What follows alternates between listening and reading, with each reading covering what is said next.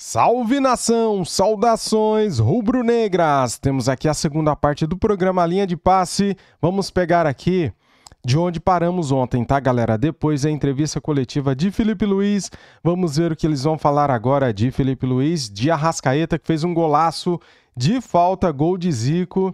Que gol lindo, né, cara? Merece uma placa esse gol, né? Fazia tempo que o Flamengo não fazia gol de falta. Vamos ver aqui agora, então, o que eles vão falar. Flamengo 3, Sport 0. Deixa o like, se inscreva aqui no canal Fute React. Seja bem-vindo e ative o sininho. Vamos lá pro vídeo.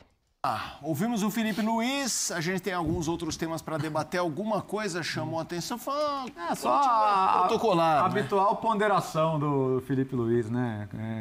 De fato, como é que ele vai saber se o campeonato vai ser decidido antes ou depois, né? Aliás, se ele pudesse saber, ele faria outro planejamento no final, né? Se o campeonato tiver decidido antes da final da Libertadores, obrigatoriamente a gente vai ter algum encaminhamento de favoritismo, porque para um desses dois times perder o campeonato é porque ele vai estar mal. Ter ali algo como 7 pontos de vantagem até o dia 29 de novembro, alguma coisa desandou muito.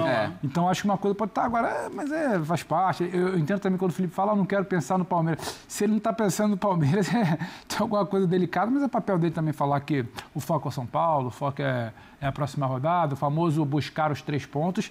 E, mais uma vez, ele repete com o Juninho o que ele já falou do Pedro. Quem vai dizer é o campo, é performance. Ele até, às vezes, parece ríspido ou duro, mas ele é muito sincero.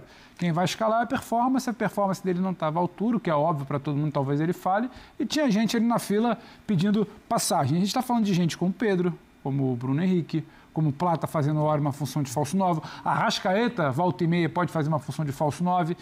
Sobe, depois baixa um pouquinho para criar. Então, assim, é natural e não gira muito, não fica, sabe, dourando muito a pílula para tentar inventar a explicação sobre o Juninho, que de fato está um degrau abaixo dos outros e vai ter que correr um morro um pouco mais íngreme ali para buscar uma vaga. Que fez o tal gol do Zico.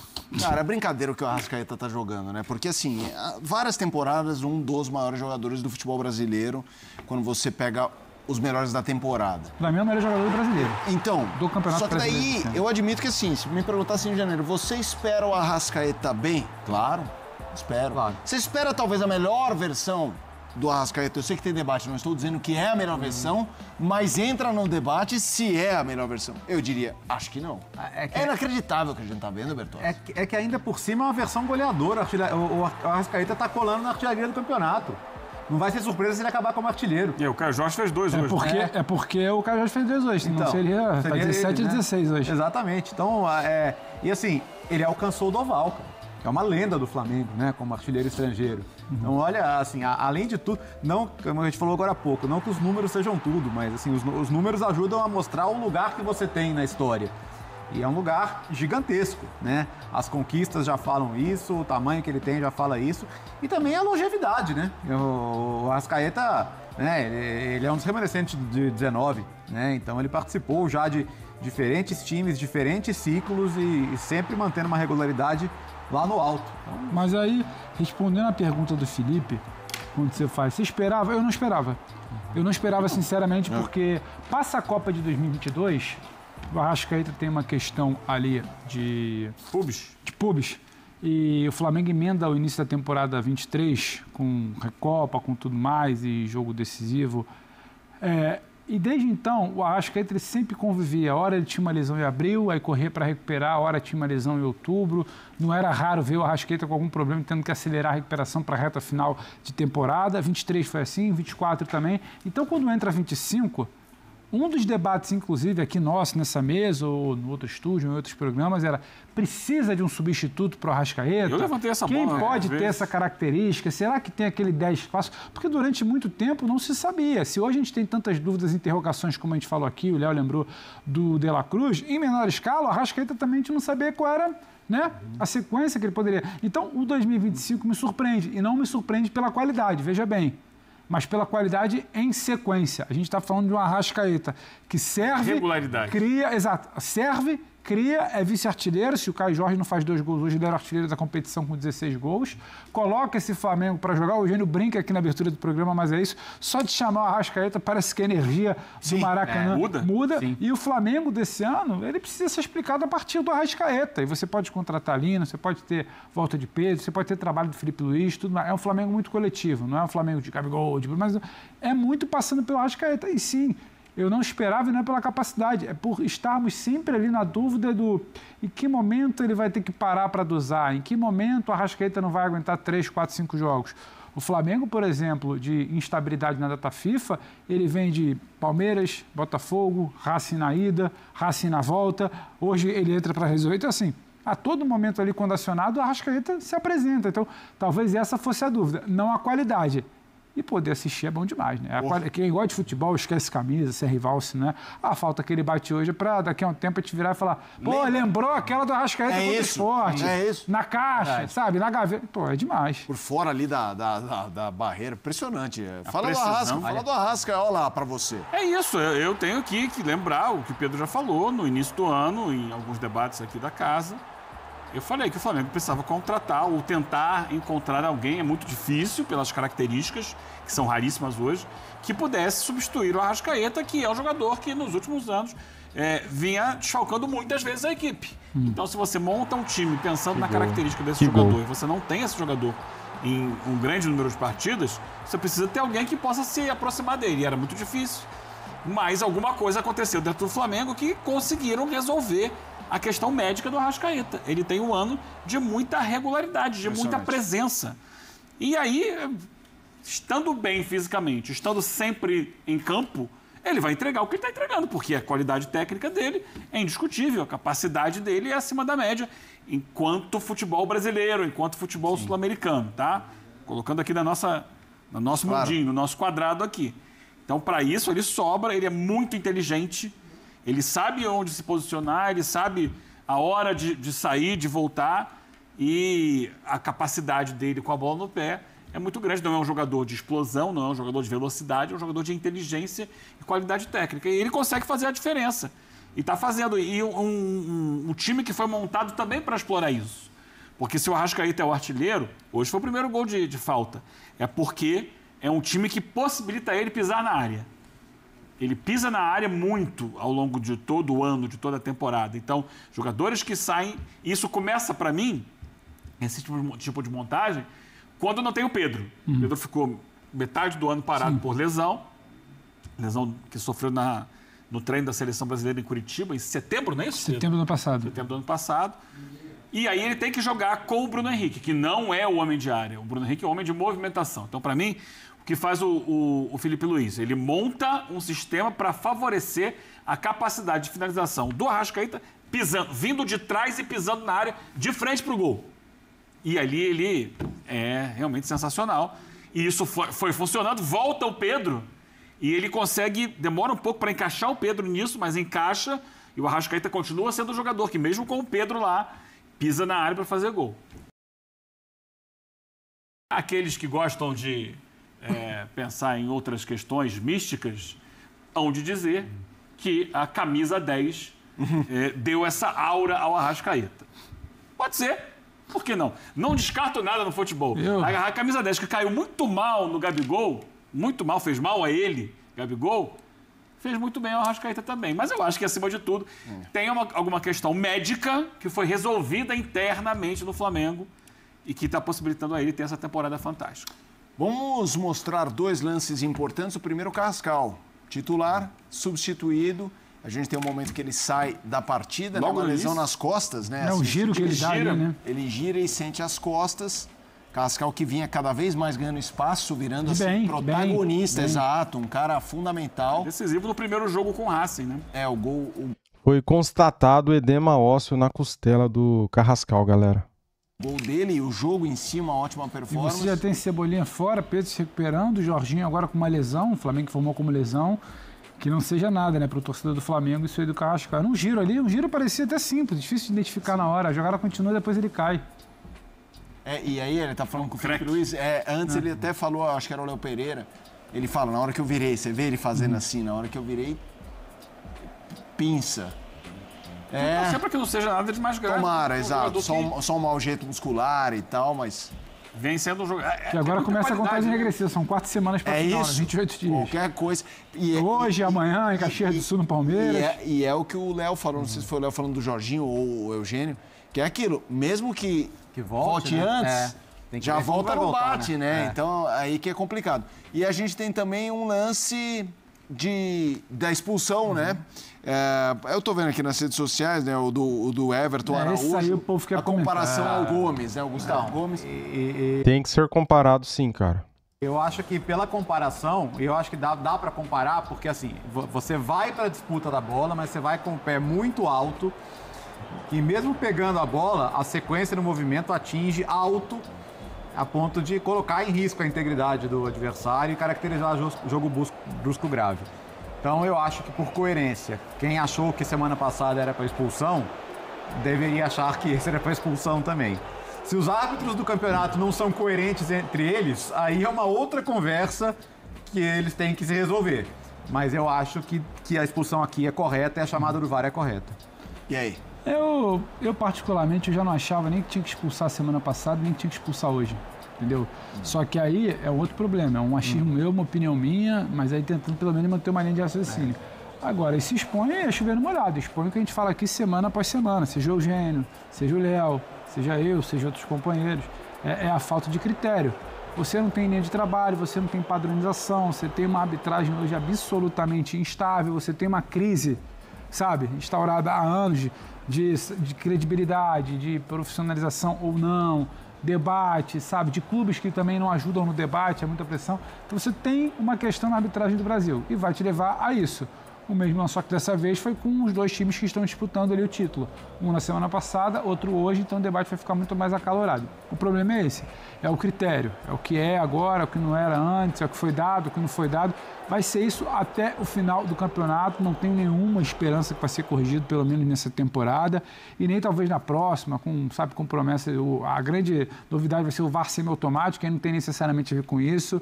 A profissionalização, um reforço na escola de arbitragem, é um processo, não é que esse ano que vem já vai estar tudo certo. Então, a gente passou anos negligenciando o processo de arbitragem. Então, é isso aí, a gente plantou, agora está colhendo, toda semana tem que falar aqui. É um problema de critério, o Léo, estou com ele. Quem defendeu a expulsão semana passada tem que defender agora. Eu não necessariamente ficaria com isso, mas entendo que no jogo... Eu defendi a expulsão do Gustavo Gomes na semana passada, defendi a expulsão do Andréas Pereira, então acho que o Everton Araújo fez o mesmo tipo de falta e eu não posso ser incoerente, né, cara? Do Brasil, isso está sendo apontado como risco de jogo brusco grave, então expulsa lá, expulsa aqui, não é o que está acontecendo. Então, obviamente, para palmeirense, para rubro-negro, para flamenguista, vai ficar pegando essa questão aí. Eugênio? Eu acho que, assim, é um lance que o árbitro viu em campo e que o árbitro vendo e aplicando o cartão amarelo, não há necessidade do VAR chamar. Sabe? Aí eles gestionam o árbitro a dar um cartão que o árbitro já tinha visto. Aí você coloca ali na câmera lenta, volta, daí acaba levando o cartão vermelho. Sinceramente, são questões... É natural que às vezes haja divergência de interpretação de um momento para outro, de um jogo para outro, de um ângulo para outro. Isso faz parte, não dá para achar que são robôs os árbitros que vão marcar tudo igualzinho um ao outro. Sim. Tem o calor do jogo, tem a medida de cada partida. Então vai acontecer sim. O que eu acho que, muito em função de vários erros que foram cometidos já historicamente no futebol brasileiro, antes do VAR e depois do VAR, e com o VAR, porque o VAR é mal utilizado em geral aqui no Brasil, a gente se habituou e o futebol brasileiro ficou doente em olhar os jogos sempre a partir do ponto de vista de possíveis erros de arbitragem, mesmo quando são erros mais leves. Então, assim, há erros graves, que são decisivos, que são absurdos, há em boa quantidade, mas muitas vezes a gente nivela esses erros graves com erros de interpretação. Ou, às vezes, não são erros, são visões diferentes, interpretações diferentes de um mesmo lance que cada pessoa tem a partir da sua própria bagagem cultural. Então, uma coisa é erro, outra coisa é interpretação. E esse que é o problema. O futebol permite interpretação. É fundamental. Qualquer coisa marcada em campo tem um quê de interpretação. E aí, quando você permite a interpretação, todo mundo vai trazer para o seu lado a interpretação. Eu acho que o meu time foi prejudicado porque a interpretação dele não satisfez o meu time. E o outro lado vai puxar para o outro lado a interpretação. O que prejudica o debate também, não um debate pela melhoria da coisa. A Roberta Barroso já trouxe pra gente aqui que o Boto já foi lá para falar. Ou seja, ele está contribuindo muito para o debate também. Aí é a doença do futebol brasileiro. A doença do futebol brasileiro. Sabe por que o Boto já falou depois do jogo, cara? Porque tem que botar pressão mesmo na arbitragem. Porque se o Palmeiras, se algum jogador deles hoje, no jogo de hoje contra o Juventude, fizer uma falta parecida, o VAR tem que chamar e tem que expulsar. Por isso que tem que falar mesmo. É jogar tudo em cima da arbitragem, pressionar a arbitragem. Não é pela expulsão de hoje que interferiu 0 no jogo. É pro amanhã. É pro amanhã. Porque pro jogo de hoje, vamos combinar, o jogo estava decidido. É por isso que eu questiono também. Você precisa marcar uma posição ali. Essa odd, que o trabalho do Boto é bom. O departamento de futebol do Flamengo esse ano evolui, é bom. Mas é por isso que eu questiono um pouco essa odd. Não, que tudo mudou. Isso aí é mais do mesmo. Isso ele está sendo tão amador quanto tantos outros. Sim. Então pega tudo que se faz de bom, vira apenas mais do mesmo, é mais um. Ah, ele foi fazer piada, que a Roberta traz informação que ele já foi para a Zona Mista fazer piada. Então, assim, é a pressão. Não está se levantando uma campanha para virar e falar, ó, junta aqui, cara, tá na hora de parar, tem que resetar, tem que zerar. Mas é isso, hoje é ele, amanhã é o diretor do Palmeiras, semana que vem é o diretor do Cruzeiro. Todo mundo. E depois, só muda a escala da reclamação e o choro de garantia, que eu chamo, né? Você está tentando chorar para garantir que a pressão faça você ser beneficiado na próxima. Ninguém se reúne para virar e falar, cara, parou, como é que discute isso? Como é que padroniza? Como é que faz? Isso aí ninguém, eu não vi ainda parar para falar isso. Vamos fazer o seguinte, rápido. É complicado, né, galera? O problema da arbitragem brasileira é que eles não têm critério, cara. Numa semana, um árbitro marca cartão amarelo, no mesmo tipo de falta. Na outra semana, ele vem, o VAR chama e o cara vai, retira o amarelo e aplica o cartão vermelho. Aconteceu isso com o Palmeiras, né? O Gustavo Gomes entrou da mesma forma no jogador do Cruzeiro e o VAR chamou o árbitro, o Rafael Klein, ele foi lá e só deu o cartão amarelo. Aí ontem o Everton Araújo entrou do mesmo jeito e daí o VAR chama para dar vermelho. Ou seja, cadê o critério? Para o time verde é só cartão amarelo. Para o Flamengo é cartão vermelho. O Andreas Pereira tinha feito o mesmo tipo de falta, né? Com o pé estirado na canela do jogador de São Paulo e não aconteceu nada, cara. Ele não foi expulso. Ou seja, para o time verde, para o Varmeiras, é cartão amarelo. Para o Flamengo, é vermelho. Cadê o critério, né? Queria falar também do Arrascaeta, que fez um gol de Zico, né, cara? Que gol lindo de falta, né? Na gaveta, lá onde dorme a coruja. Indefensável. O goleiro até tentou chegar na bola, mas não dava, galera. Poderia ser qualquer goleiro que não tirava aquela bola. Ele que já tinha feito uma baita defesa num chutaço do De La Cruz, né? Durante o jogo. Ele tinha feito uma defesaça no primeiro tempo. Mas essa falta do Arrascaeta aí não tinha como pegar, né, galera? Bruno Henrique fez 2 gols, desencantou, se redimiu ao perder aquele gol incrível no primeiro tempo, fazendo 2 gols no segundo tempo, né? O Samuel Lino não fez o gol, mas deu uma assistência para o Bruno Henrique. E o que mais nos preocupa são essas coisas. A expulsão do Everton Araújo, agora a lesão do Carrascal, né? Tá na tela para vocês. Exame aponta edema ósseo na costela e Carrascal inicia tratamento no Flamengo. Eu vou ver aqui se tem algum tempo estipulado, né? E a outra coisa que preocupa também, cara, é que o Bruno Henrique levou o 3º cartão amarelo e não enfrenta o São Paulo. Ou seja, nós não temos Carrascal, Bruno Henrique, Pedro, Everton Cebolinha, foi expulso o Everton Araújo. 5 desfalques. Léo Ortiz vai estar bom para jogar? Vai estar pronto? Possivelmente. Jorginho tá lesionado também. Então, assim, cara, o Flamengo está começando a encher o DM de novo, né? Isso daí que preocupa. As expulsões, os cartões amarelos. Então, esse tipo de coisa que prejudica muito a reta final da temporada, né? Vamos ver aqui então, ó, o Meia Carrascal substituído aos 20 minutos do primeiro tempo na vitória por 3-0 sobre o Sport no sábado, foi submetido a exames na madrugada de domingo. Foi detectado um edema ósseo na costela do atleta. Confira o comunicado do clube divulgado às 2h24 da manhã. Substituído, a mesma coisa que eu falei aqui, né? Mesma coisa. Contratado na última janela, Carrascal tem 14 partidas, um gol marcado contra o Racing e depois foi creditado pela Conmebol como contra por Marcos Rojo. E ele tem também 4 assistências até o momento. Deixa eu ver se tem tempo de recuperação, né, dessa lesão. Aqui não fala em tempo de recuperação, né, galera? Só fala que o atleta sofreu edema ósseo na região da costela, sem fratura, graças a Deus, né? O atleta já iniciou o tratamento com o departamento médico do clube. Bem, deixa eu ver se tem mais alguma notícia aqui de última hora do nosso Mengão, né? Deixa eu ver aqui. BH encerra jejum, veja jogos em que o atacante foi decisivo em 2025. Não.